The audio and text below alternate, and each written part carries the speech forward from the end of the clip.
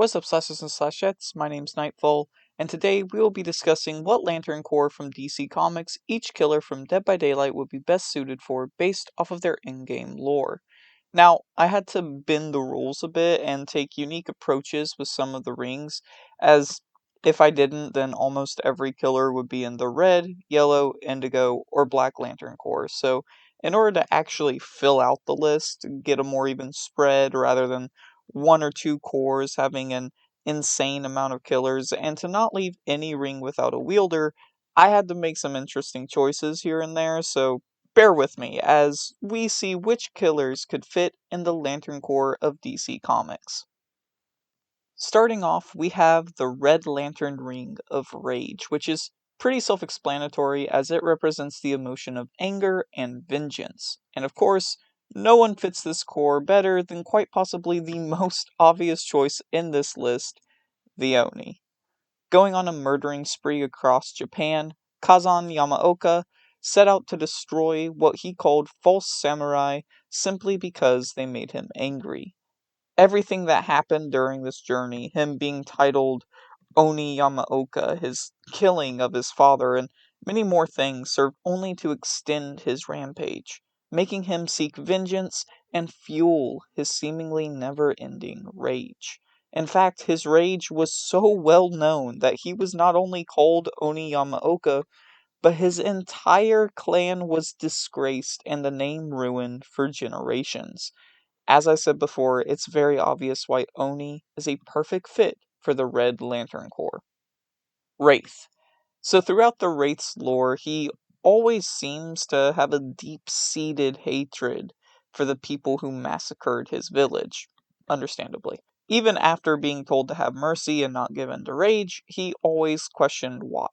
This leads to the end of his lore, prior to Azarov, where he ignores Funanya's and his grandmother's voices in his head while giving in to rage and presumably killing a group of the people massacring his and other villages. After this, we pick back up with Wraith when he's working for Azarov, crushing cars that little did he know had people inside, making him responsible for only the entity knows how many deaths. However, he does eventually find out, leading to his last act of rage in which he kills Azarov and pulls a Sub-Zero, ripping out his spine. So, while he is one of the killers who seem to have the most humanity still within them in the trials, he has always been prone to and given into rage throughout the entirety of his lore, as well as seeming very angry and aggressive in his mori, leading me to believe he would end up as a member of the Red Lanterns. Hillbilly. After being locked away for so long with nothing more than a TV to give him company, the hillbilly is full of anger that we finally see boil over when he massacres not only his sperm and egg donor, but also the corrupt police chief, deputies, and their dogs. Now, during this time, I can see maybe an argument for willpower, as not only is this after persevering through years of torture and neglect, but it's when he finally stands up for himself and breaks free from his shackles, both metaphorically and literally. However, even as a kid, it's stated multiple times in his lore that the TV in his cell is the only thing that was capable of keeping him calm and semi-stable. Otherwise, he was lashing out in anger or breaking down in sadness. And that, combined with how after he was free, he continued his rampage, slaughtering and torturing innocent animals, makes it very clear that he would be best suited for the Red Lantern Corps. Hag. Now, this was a pretty hard one to place, as her tome lore didn't give any substance that would help for this video. Going solely based off of the base lore she has, though, I at first thought of willpower being her core, as she persisted through the torture that the cannibals put her through, and I could very much see that as an argument.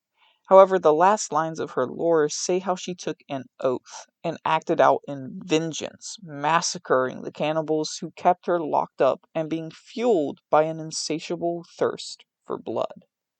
So if I had to pick a ring, I would choose the Green Lantern ring for Lisa Sherwood, but the Red Lantern ring for the Hag. Spirit. A descendant of Kazan Yamaoka, it should come as no surprise that I also picked Spirit for the Red Lantern Corps.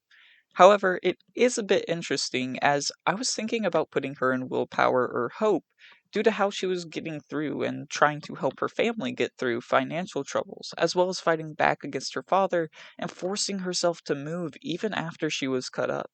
Of course, there was more stuff that showcases willpower throughout her lore, but there is one major reason why I chose the Red Lanterns instead. While she tried to control it and not let it get too out of hand, she always had this anger deep within her. As we see when she stands up for herself against the bullies and has very dark thoughts and violent thoughts.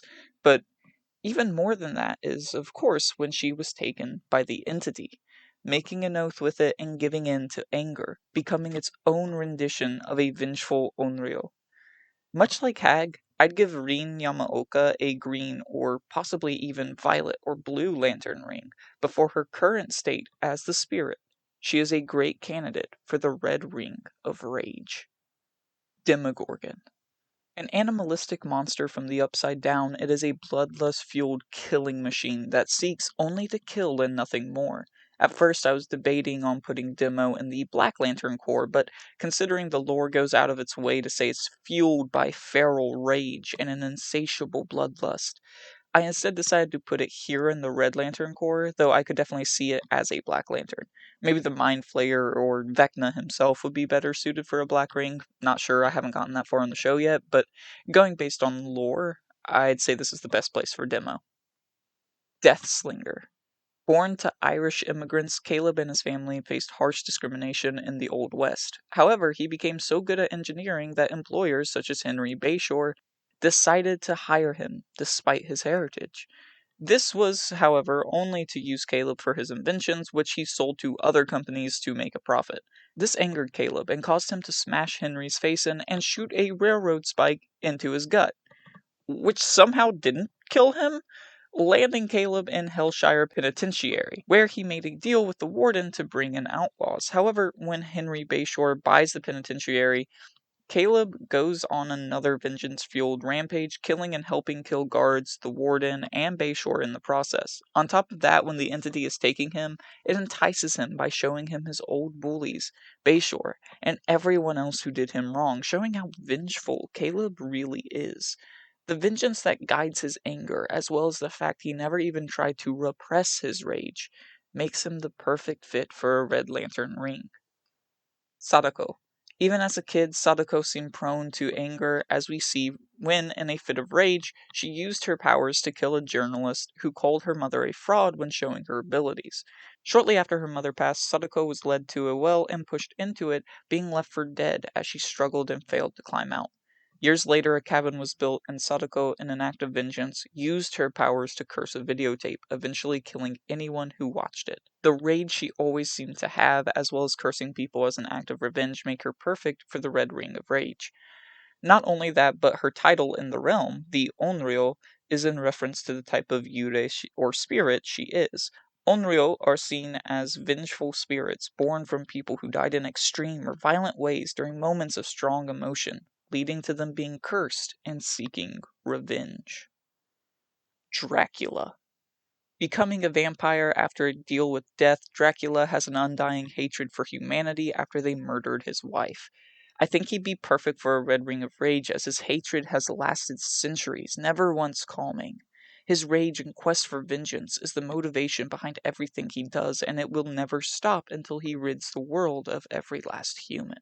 Now, as I said, it was due to humanity murdering his wife, and for this fact, I debated putting him in love. However, due to just how long his anger has lasted and how long his vengeance has motivated his desire for humanity's extinction, I think at some point the Ring of Love would deem him unworthy, and a Ring of Rage would take its place as his emotions shift throughout the centuries, with the love for his wife being replaced by the rage towards her murder. Because of that, I think Dracula is the perfect Red Lantern. Houndmaster. After being taken along with her father and his crew at a young age, she was forced to watch her father die at the hands of Moloch's son, Tariq. Afterwards, she was ordered to take them back to her port city of Fortune, so they could burn it to the ground. But instead, she veered them off course and into what was most likely a bleed, dubbed Dragon's Tooth. Here, Moloch turned his ship around, but the Houndmaster was overtaken by the sea and washed ashore on an island for a very, very long time. When given a way off, she hunts Moloch down, and after finding him, feeds him his son and chases him into the entity's fog.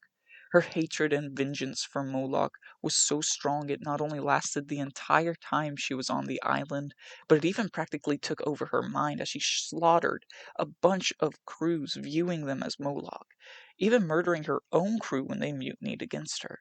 Her quest for vengeance quite literally was a lifelong endeavor that even continued into the entity's realm, making her a great Red Lantern.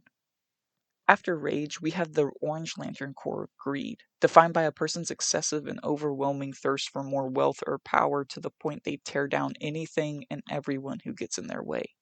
Starting off, we have Trickster. Ever since he was a kid, the trickster wanted to be the center of attention. Putting on shows at his father's restaurant, he constantly sought out more and more attention, even killing a classmate's hamster because it overshadowed his flute playing. Eventually, his talent was recognized, and he joined the band No Spin.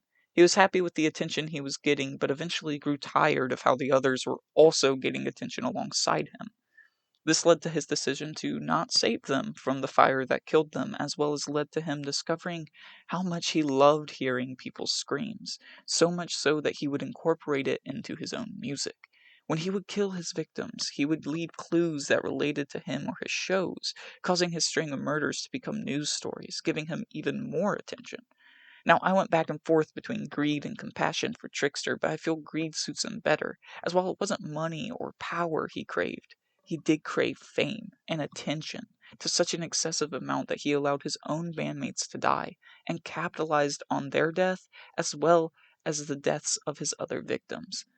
His desire for more, and his willingness to cause death to anyone or anything that takes attention away from him, using said death to further his own career, and his unwillingness to share the spotlight with other people both literally and figuratively, are why I think he'd be a great fit for the Orange Lantern Corps of Greed.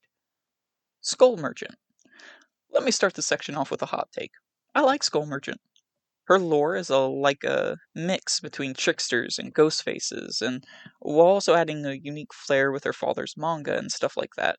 Her design is nowhere near as bad as everyone makes it out to be, and I loved playing as her when she came out. People were just upset we didn't get a robot killer, even though the teasers made it obvious it wasn't going to be a robot. Now back to the video. Much like Trickster, even at a young age, Skull Merchant was obsessed with being the best, stalking and learning everything she could about a kid when he took first place in her class, leaving her at second. This meticulous planning continued into adulthood when she would buy, gut, and then sell companies for a profit, killing anyone who got in her way. This willingness to get rid of everyone and everything that posed an obstacle, as well as ruining companies for nothing more than a profit. Her entire character embodies greed. Wanting to be at the top, letting no one stand beside her, and wanting more and more wealth makes her the perfect Orange Lantern. Vecna. A character I knew where I was going to place before making this video, Vecna as a lich is inherently greedy. Their and his entire story is becoming obsessed with knowledge and power so much that they lose their humanity and mortality.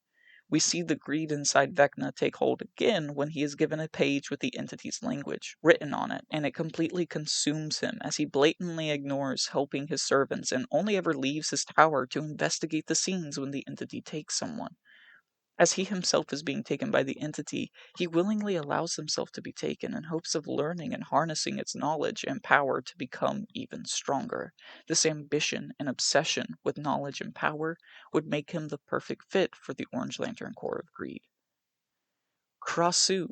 Forgive me if I mispronounce any of the following. The Krasu started off as a woman named Burong who had a strong desire for fame. This was acknowledged by a singer named Malai, who offered her a mysterious liquid to drink that would help Burong achieve her fame. However, this also cursed her, turning her into a Krasu who not only fed on animals, but also her own best friend. After waking up to these slaughters, Burong went back to Malai and in a fit of understandable anger, devoured her.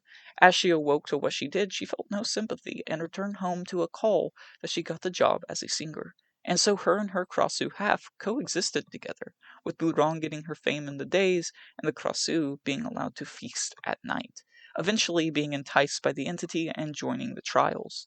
Burong's obsession with fame leads to her just accepting she's a monster now, and letting it kill and eat people whenever it wants. This lack of emotion, all because she wanted to be famous, is exactly what the Orange Lantern Ring of Greed is searching for. The Yellow Lantern Corps, yes, I know it's technically the Sinestro slash whoever is currently leading its corps, but for the sake of this video, I'm just going to say Yellow Lantern Corps of Fear is up next. The members of this corps use the power of fear to take and keep control, spreading terror wherever they go. Starting off with probably another really obvious one, Freddy. A horrendous person turned dream demon, Freddy invades the dreams of his victims and turns them into nightmares, savoring the terror they feel and doing everything he can to make them more and more afraid. While in his lore it does continuously talk about his anger and vengeance, the way his powers work, how much he enjoys causing fear, and how much he purposely goes out of his way to break people down through fear before killing them make me feel that he'd be best suited for a yellow ring rather than a red. Not to mention, his power is already kind of close to a yellow ring, anyways. Doctor. Well versed in neuroscience, Herman Carter was chosen for a research project where he and another person were chosen to interrogate his other classmates. Disappointed and frustrated with the limitations and rules he has to follow, he strikes his partner with a piece of wood and takes complete control of the interrogations, inflicting torture and playing songs that subliminally induce fear, pushing the limits of the human mind in order to get the responses he wants, even going as far as to reprogram people's thoughts. After reprogramming his partner to murder all the other students, he is picked for Project Awakening and sent to work at Larry's Memorial Institute, where he continued his twisted experiments, earning the name the Doctor, and making the patients fear even going near his lab. After Larry's goes silent, it's investigated and found that his experiments weren't just limited to the patients, but were performed on the staff as well, as everyone in the institution was found killed at the hands of the Doctor. During the tortures and countless experiments, he reveled in the fear and loved the terror he created. We see this again with his power, driving the survivors to madness and causing hallucinations, all while he releases twisted laughs. With a yellow lantern ring, those hallucinations would become real, and it would allow him to use people's individual fears to further explore the depths of the human mind. Pinhead. Pinhead was a very hard one to place. He has a single paragraph of lore that basically just describes what a Cenobite is. An angel to some, a demon to others, they explore the extremes of both pleasure and pain, inflicting suffering wherever they go.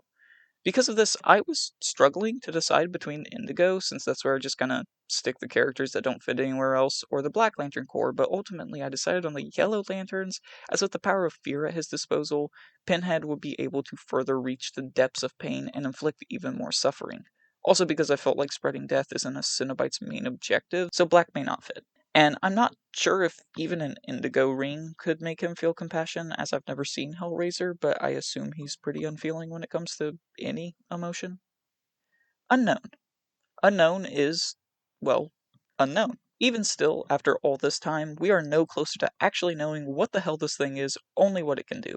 It has its weird tentacle thingy that comes out during its mori, the UVX thing it spits out, the ability to create hallucinations that it can teleport to, and the ability to copy words and phrases that it uses to lure in its victims before it kills them. The unknown, as best as we can tell, seems to be a mixture of all the stories and fears surrounding its existence, being seemingly born and changed from the fears of others. Giving it a yellow ring not only makes sense, but would also allow it to become even more of an unearthly abomination, as it can learn an individual's fear to further change itself and gain more power.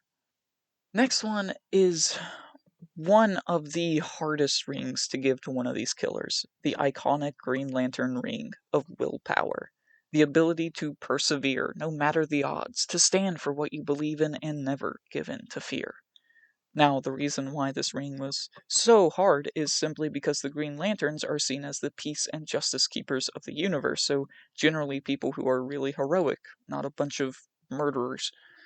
Anywho, to start off with who I think best fits into the Green Lantern Corps, we have none other than the poster boy of Dead by Daylight himself, the Trapper. Before Evan was taken by the entity, he was constantly doing things out of defiance. Keeping the plan to bring in a union from his father because he knew it was the right thing to do, sketching and drawing despite knowing how his father would react, stuff like that.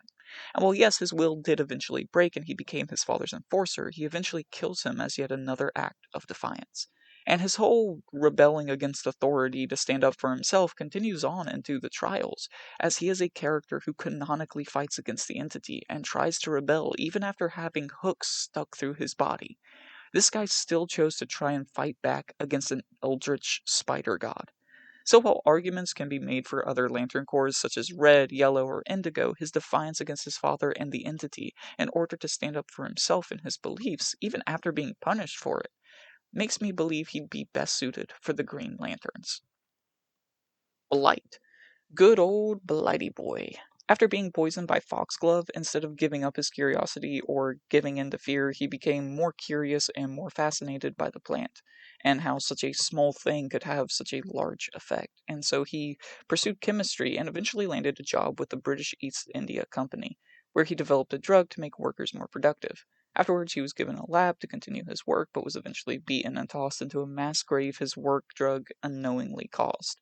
However, even after letting himself be beaten, even after spending who knows how long in that grave, and even after all the nightmares it caused, he still continued his work, helping a group of monks with their theories of other dimensions, and ultimately ended up in a place where he himself was drugged so much he couldn't even stay awake or coherent for barely a second.